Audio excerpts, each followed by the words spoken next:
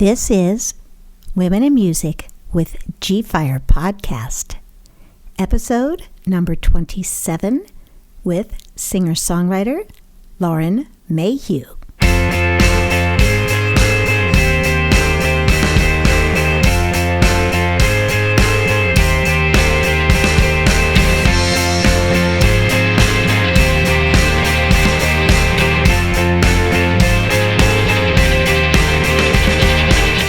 Lauren, welcome to my podcast. Thanks so much. Thanks for having me. Oh, yeah. Your publicist sent me that video, and I thought it was so adorable, and I could totally, see it being spun to like 1,000 people at a huge dance club. Thanks. That was kind of the motivation. I feel like I wrote the song with Invita, who his real name is Dave Schoenwitter, and he's a very dear friend of mine in real life. And we wrote the song actually during quarantine in New York. Woo! I'm losing my headphones. While in New York together. And that was kind of the thought process behind it, is that we really just wanted to do something that made people want to dance, because we really missed that connectivity of having a live audience. Yes, I do as well. I think all of us performers are missing that. But for sure. As soon as we can get back out, you're like, bam, that's going to be such a fun thing to dance to. How long, what's the name of your producer? So his artist name is Invita, but how do you spell that one? Invida is how you spell it. Invida. All right. So cool. Just phonetically, exactly how it sounds, basically. Okay, that's good. Yeah, exactly. Very convenient. But he's amazing. We actually met because we had the same music management company in New York when I first moved to New York. So I'm originally born in Tampa, Florida, but I moved to LA when I was in college at UCLA.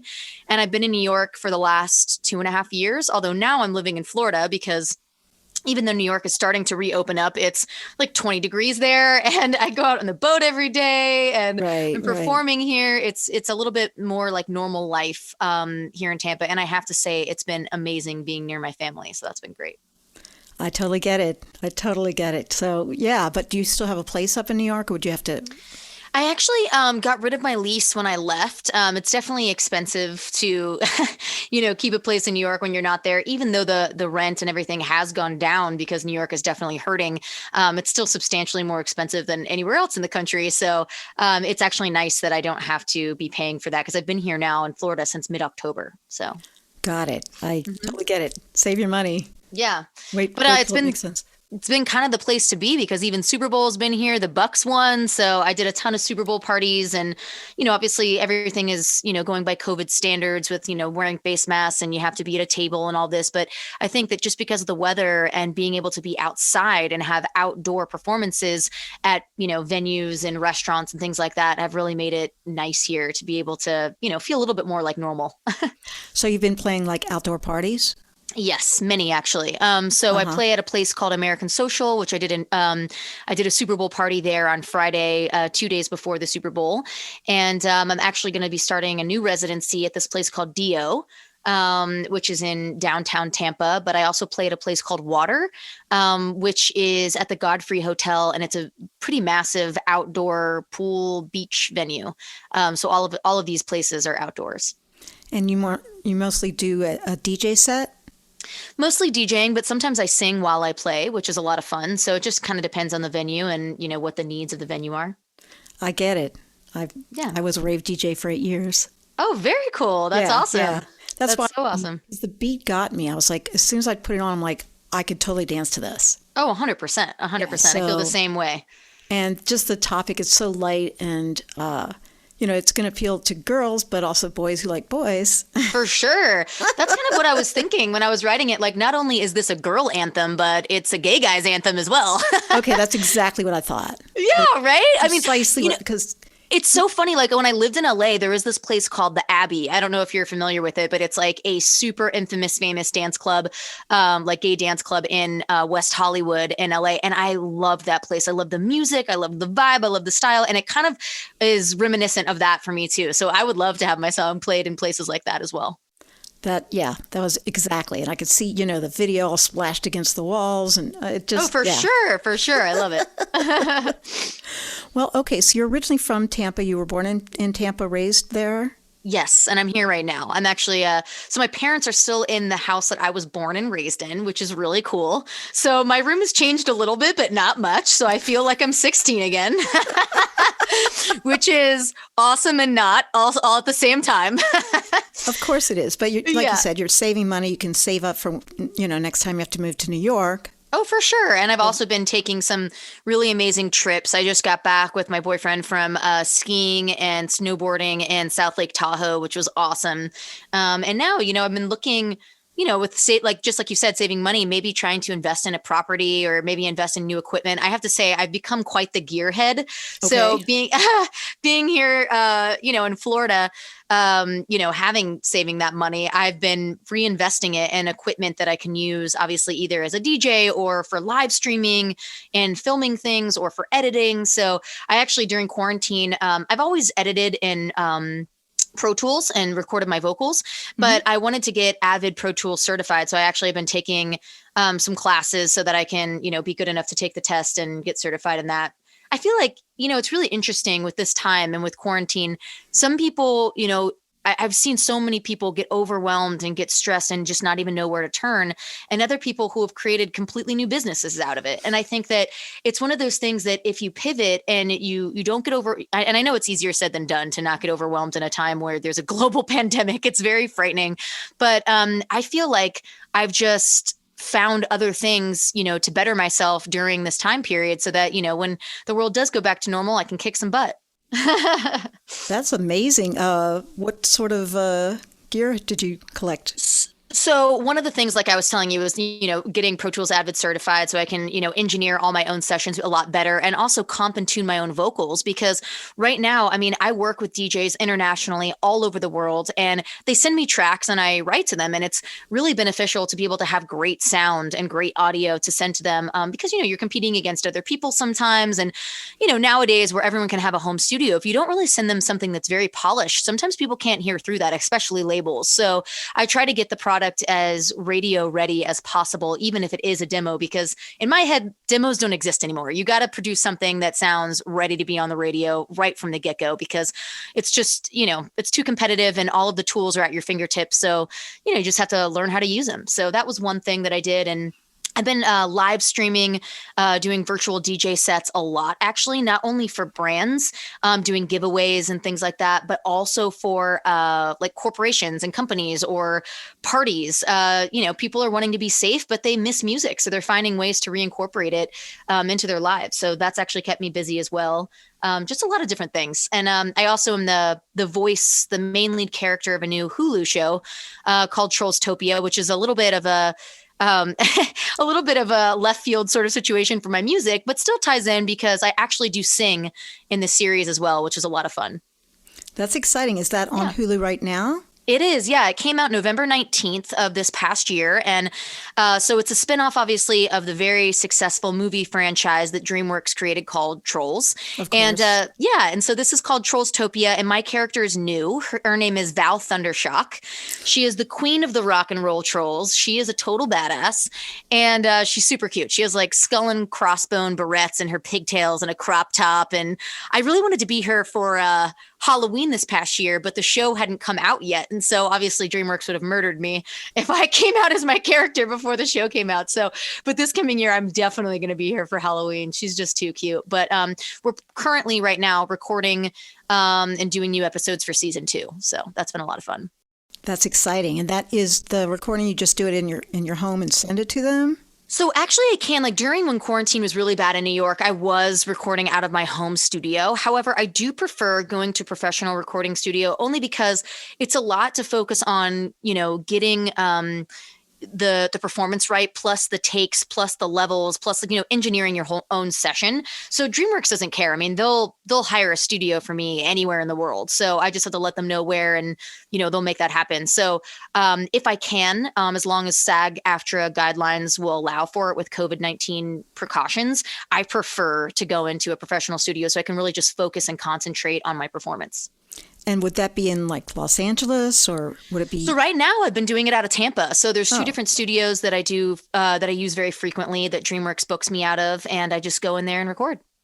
But prior to that, it was in New York, actually. So DreamWorks is actually based in LA. So yes, if I was in LA, it would be at their own personal studios. But being that I booked the series in New York, I actually have only recorded in the Los Angeles studio that they own once. Every other time, they've just rented me a studio in whatever city I've been in.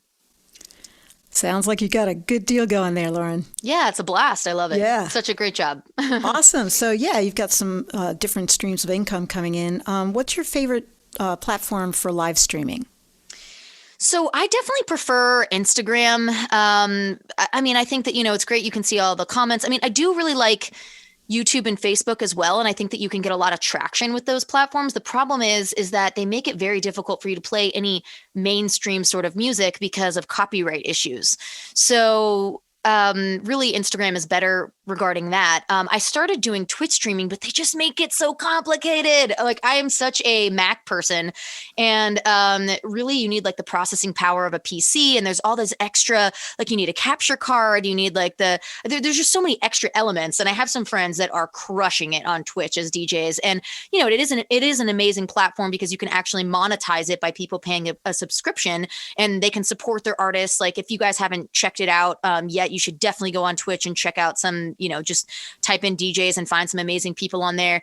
Eventually, maybe one day I will do it. But right now I've been lucky enough to have enough live performances and IG live performances where I've been, paid by a brand, and also been able to give away free stuff to all of my followers, which has been, something that I love to do.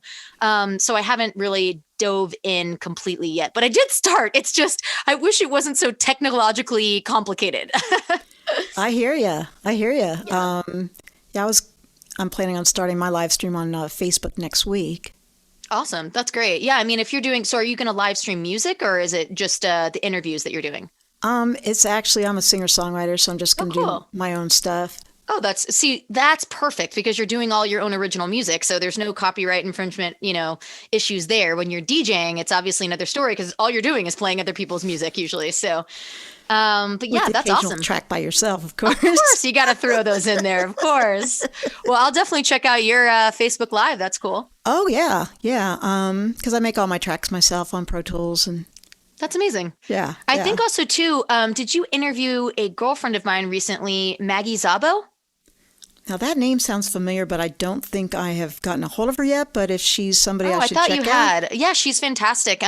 She's in LA. We've written a lot of music together. I thought I saw on her Instagram that she had done an interview with you, but maybe it was another female empowerment kind of podcast sort of thing. I don't know. It could have been something different then. But. I mean, there's a lot of women in music putting podcasts out. For sure. Yeah. I mean, I think it's great to bring light to it, not only as female singers and writers, but also as female producers and DJs, because there's definitely a lot less of those. So I think it's great to shed light on the women doing those things. Absolutely. So yeah, if she wants an interview, just have her, contact me via email or. For sure. I will. Yeah. Okay, cool. When did you start writing songs?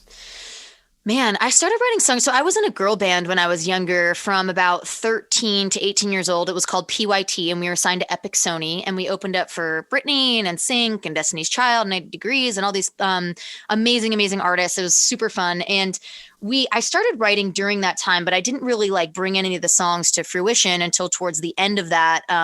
So I'd say I was probably around 17, almost 18 when I started actually, completing all of these songs and releasing them and actually doing things with them. So it was really empowering to be able to do that, because I feel like I always loved writing and being able to, and I always journaled when I was a kid. And I think that being able to put those into music, no matter what you're going through, is a really therapeutic way to kind of get your feelings out there, just in life and what you experience.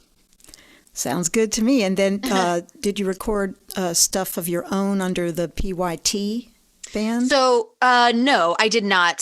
So we had one full album that we released, and then a couple other individual singles, and then some songs on different movie soundtracks. We were on Center Stage and Bring It On.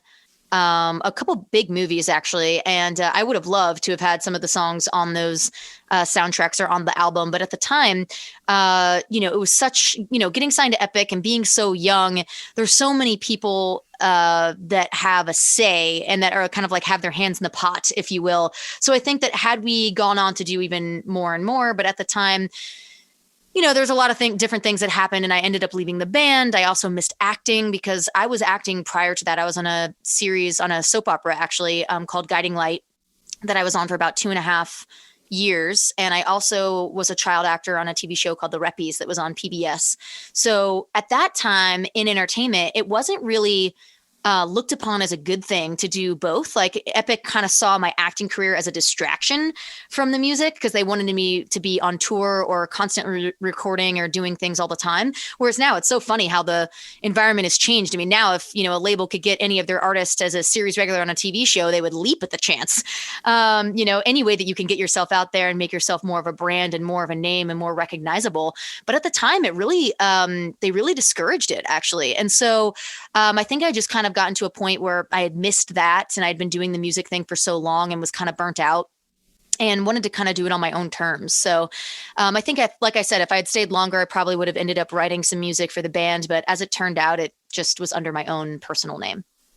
Okay. And so did you release an album of originals on your own? I did actually. I released one shortly after when I was in college. Such a far leap from what I had been doing in PYT. So PYT was kind of like a pop R&B, almost like a younger version of like a TLC or En Vogue is kind of like was our vibe. Mm-hmm. And the album that I released was like a pop rock album when I first left. So it couldn't have been more different.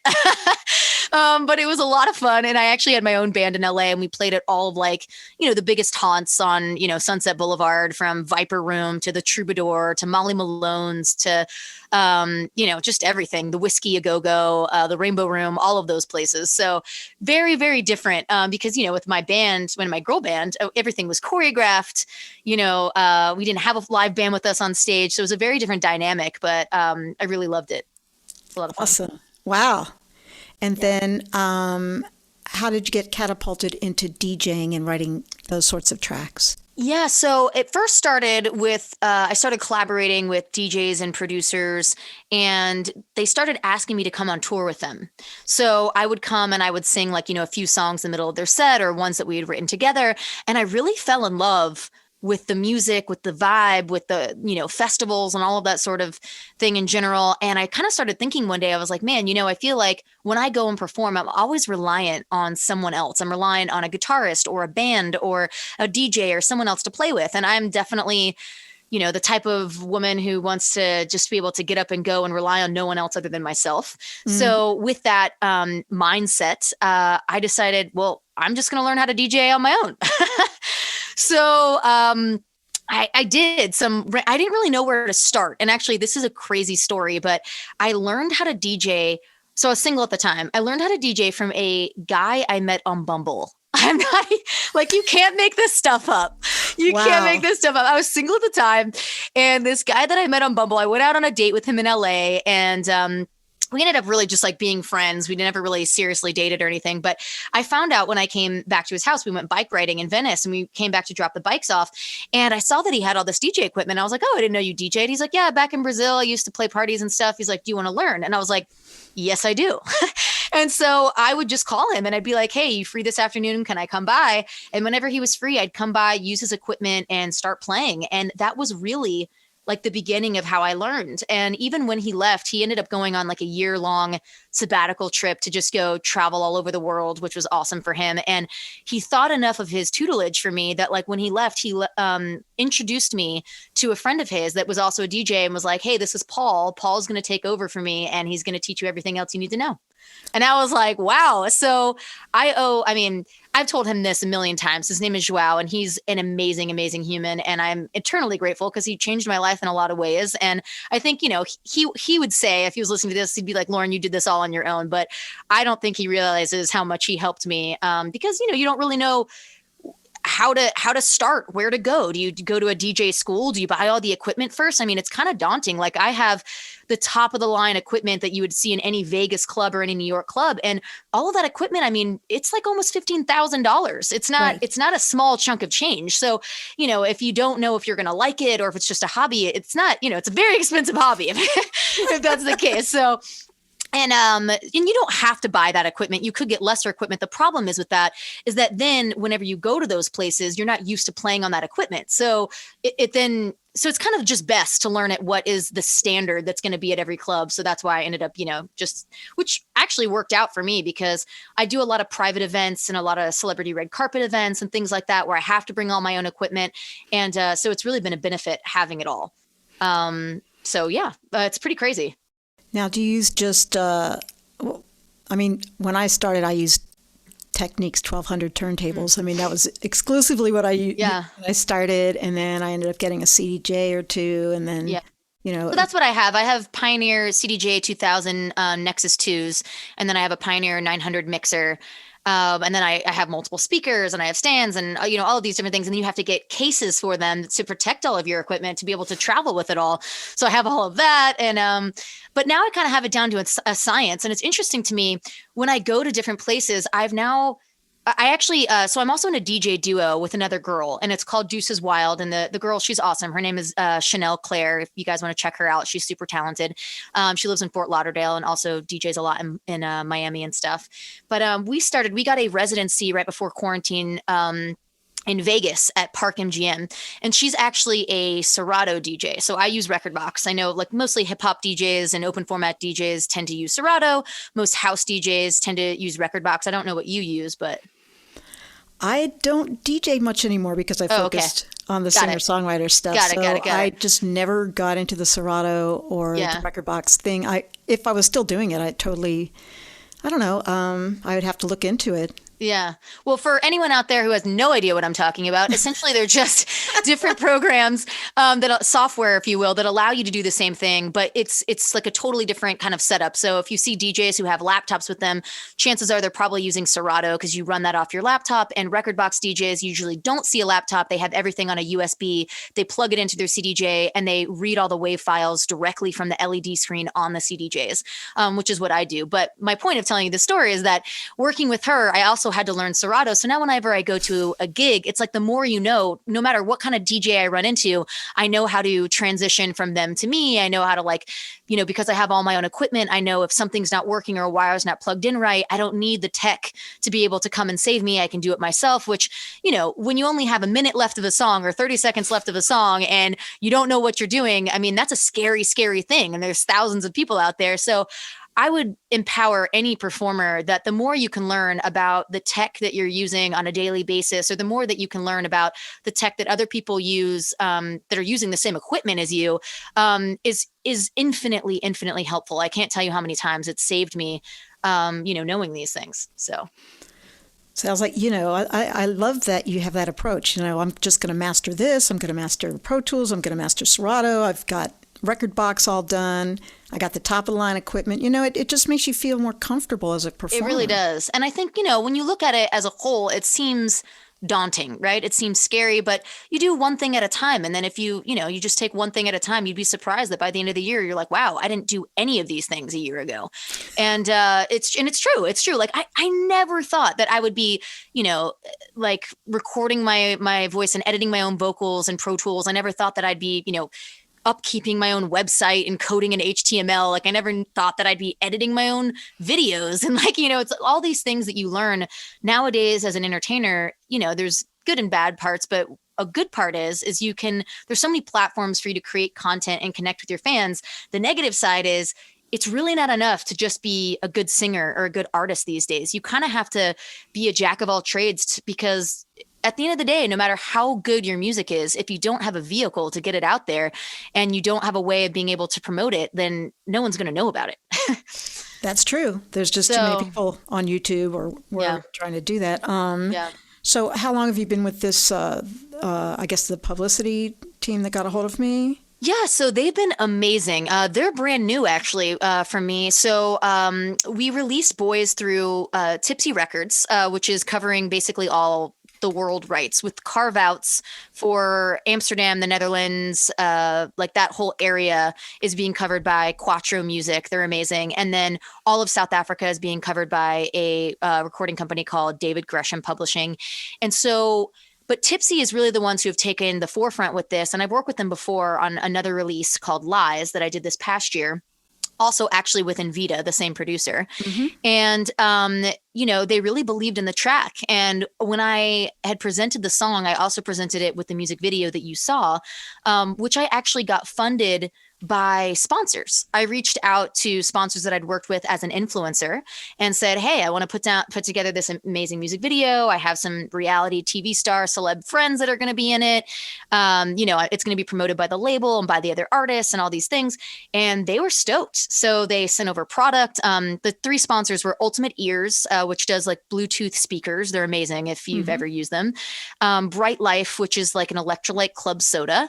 And then the last one is a company called P-Sock Studio, which if you saw the video, that crazy LED light up suit, they made that by hand for me, like specifically custom made. And the coolest thing about it is that the bodysuit matches the visor, and like it's like they're Bluetooth and talk to each other. So you can change like how the suit lights up, and the face mask will automatically change the pattern and colors to match the bodysuit. It's insane. It's so cool. That is amazing. It's so cool. The only thing is after a while, because there's all these wires throughout the suit, is like it starts getting really hot. And like there's this one, you know, where the pack was, the battery pack, I'm like, damn, it's really getting fiery, like right there.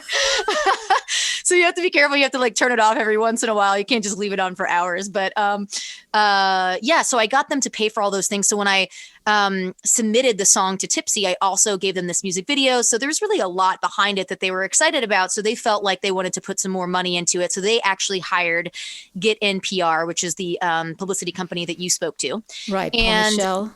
Exactly. And so, yeah, Paul's awesome. He's one of the people there who's really been helping out a lot. And I've gotten so many amazing radio interviews, podcast interviews, online magazines, hard print stuff. We got to do a really cool feature on ABC News. So yeah, I'm really glad that people are responding to it and enjoying it how the song was intended. At this point, let's play the song. I like boys. Little black dress that's brand new. Nah, nah, nah, nah. Lipstick stains, high heel shoes. Nah, nah, nah, nah. Champagne flutes raise them high. Nah, nah, nah, nah. All the other girls go bye, bye, bye. Nah, nah, nah, nah. Slide through all the watching eyes. No fucking big surprise. You are the one that I want for tonight. I like boys. I like boys. I like boys. Boys. I like boys. I like boys.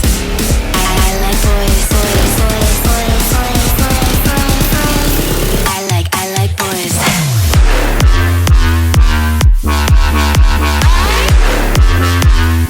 like boys.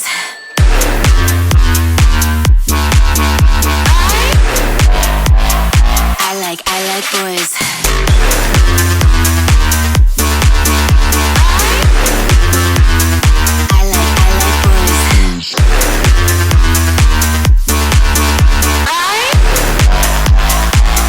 I like boys. We rave out here in West LA, 'cause all we do is play. So bottoms up, let's drink the night away. I like boys. I like boys. I like boys. Boys. I like boys. I like boys. I like boys. I like boys. You like boys. He like boys. She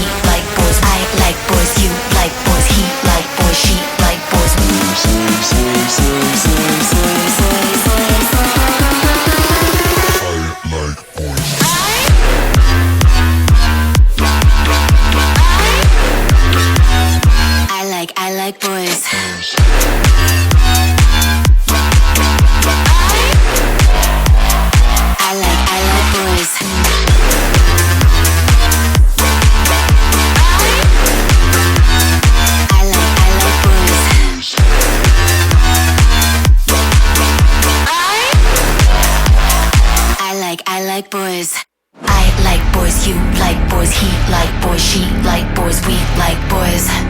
I like boys. All right, I hope everybody was dancing to that. Absolutely. Oh my gosh, I was. Awesome.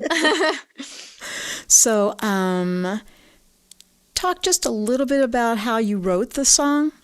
So when I was with Dave in New York, I went over to his apartment, and as I had said before, we were just really wanting to create something that would really hit in a club because we were missing that interaction with fans in person. And as a DJ, I was playing at some of the largest nightclubs in New York. I was playing at Marquee and at Lavo, which are both like Tao Group properties. And I used to love playing this song by Tiesto called Boom, which I'm sure everyone knows now was, obviously a huge hit. But when that song, when the beat, when the drop came in, I just felt, watching that, like the crowd just went crazy. And I just love that kind of, simplistic sort of all, most of the other sounds are kind of taken out, and it really is just about that beat and that driving bass. And so I wanted to create a song kind of with that in mind as inspiration. And so that's how the song originally came about. And then the phrasing, I don't know, it just kind of came out of me. And Dave and I looked at each other. I was like, what do you think? I was like, it's simple, but like, I think it could just be one of those anthems. And he's like, I like it. So we went with that idea and that vibe, and the song was born. I love it. Dave is Invita? That's correct. Yeah, sorry. Okay. Dave is his real name. Okay, Dave. It's my dad's name. It's actually also my dad's name. And my sister's Lauren, so I don't, Oh, that's crazy. That's perfect. Well, cool. Yeah, I love it. I, if I ever go back to spinning, I would totally drop that. Well, thank you. I In appreciate a heartbeat, that. yeah. Let's see. Okay, so what's your website? So my website is just my name. It's just laurenmayhew.com. And basically all other social media is either under Lauren Mayhew or Lolo Mayhew, which Lolo is just Lolo. a nickname. Yeah, it's just a nickname I kind of got from friends and just kind of stuck. So everything is, if you search Lolo Mayhew or Lauren Mayhew on Instagram, Facebook, YouTube, Spotify, it will pop up. Excellent. That makes it so much easier, just go here and you can Yep. get anywhere else in the world. All the So things. that's really cool. Do you have any plugs you want to make? Are you doing any, live streams or something you want to plug? Just, really just go and check out the song. I have one other song that came out 2 weeks prior to Boys, which very, very different style and vibe of music. It's more of like a disco house song. Okay. But also I was super excited about it. It's called Going Out. So if you're on Spotify and giving Boys a listen, definitely check out Going Out as well. Have you DJ'd at Winter Music? I haven't, and I would love to. I got the opportunity to DJ at Amsterdam dance event, Right. which was phenomenal, like 2 years ago. But I have not ever played at Winter Music Conference, and I would love to. So maybe, when the world when comes things back get back to, to yeah, normal. exactly. Yeah. Yeah, I was writing for a magazine and I was on a panel there one year. Oh, that's awesome. That's Yeah. very cool. So, Yeah, but I've have been not- before. What's that? I've been before, and it's awesome. Yeah, I've the been vibe twice. is great there. Yeah. But I still haven't sung and performed at it, so that's one of my goals as well. Yeah, it'd be super fun. Totally. Any other highlights you want to point out or anything else you want to bring up? Let's see. I think one of the hardest or most challenging parts about the song was obviously getting this video done in the middle of a pandemic when everyone's worried about COVID and all the things. We actually weren't originally planning on shooting on this rooftop that we did, but we did it because we wanted it to be open air. And originally the cast and crew were going to be around 80 people. Right. And we ended up cutting it down to below 22. So like sometimes in certain shots, we would even have like the grip or the makeup artist be in the background because we had to have people double up because we didn't want to have too many people on set and risk anyone getting sick or anything. So that was really crazy. And, just trying to get it, everything done remotely was really a challenge, but made it that much more worth it when it finally all got done. So I'm really proud of it and excited. In terms of other things going on, finally now like auditions are starting to like open back up. So obviously I'd mentioned that, I do acting and stuff as well. Right before quarantine, I had an opportunity to do an episode on a Netflix show called The Politician that stars Gwyneth Paltrow.